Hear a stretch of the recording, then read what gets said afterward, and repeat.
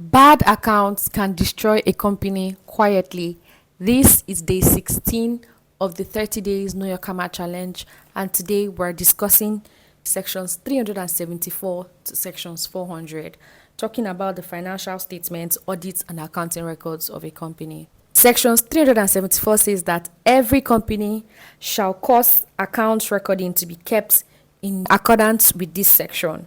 Such accounting records shall be sufficient to show and explain the transactions of a company as such are to disclose with reasonable accuracy at any time the financial position of the company, and to enable the directors to ensure that any financial statement prepared under this part complies with the requirements of this act as to the form and content of the company's financial statements. These accounting records shall in particular contain the entries from day to day of all sums received and expended by the company, and the matters in respect of which receipt and expenditure took place, and the record of assets and liability of the company. And if the business is involved in dealings of goods, the accounting records shall contain all statements of stocks held by the company at the end of each year of the company, all statement of stock takings from which any such statement of stock as mentioned in paragraph A has been or is to be prepared, and, except in the case of goods sold by way of ordinary retail trade,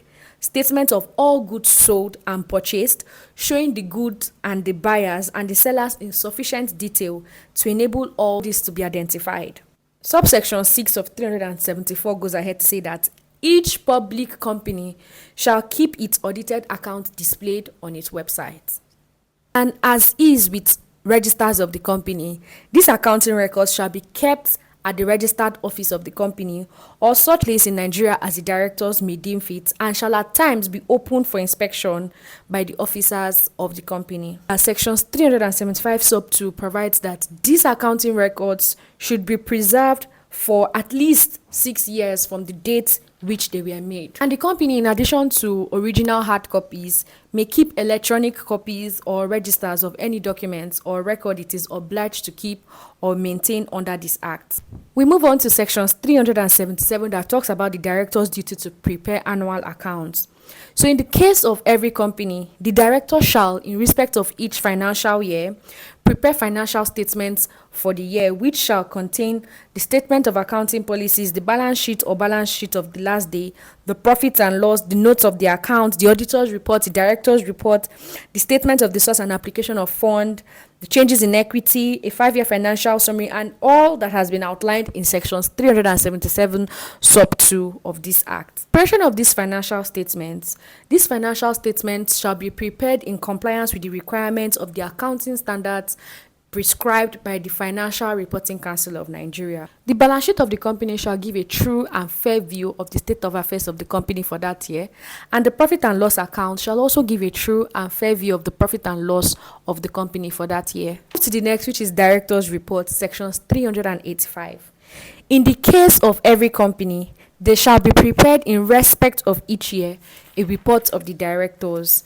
This report shall contain a fair view. I'm reading sections 385. This report shall contain a fair view of the development of the business of the company and its subsidiaries during the year and their position at the end of it, stating the amount, if any, which they recommend should be paid as dividend, and the amount, if any, which they propose to carry to reserves. The director's report shall state the names of the person who at the time during the year were directors of the company, and the financial activities of the company and its subsidiaries in the course of the year, and any significant changes. All of this, remember, shall form part of the financial statement. Now, for the financial statement, for you to say that a financial statement has been duly prepared and is completed, sections 386 provides that a company's balance sheet and every copy of it, which is to be laid before the company in general meeting or delivered to the CAC, shall be signed on behalf of the board by 2 directors of the company.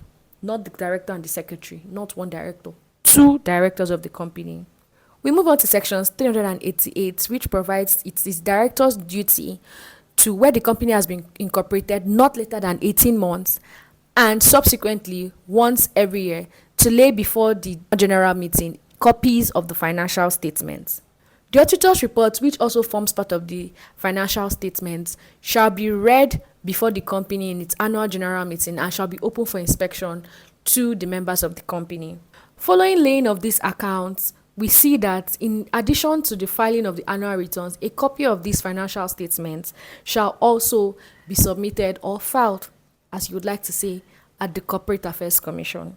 We move on to sections 393, which outlines which provides that in certain cases, a company's directors may, in accordance with Part 1 of the 6th schedule of this Act, there are schedules attached to CAMA, so you may want to look them up, deliver modified financial statements in respect of a small company.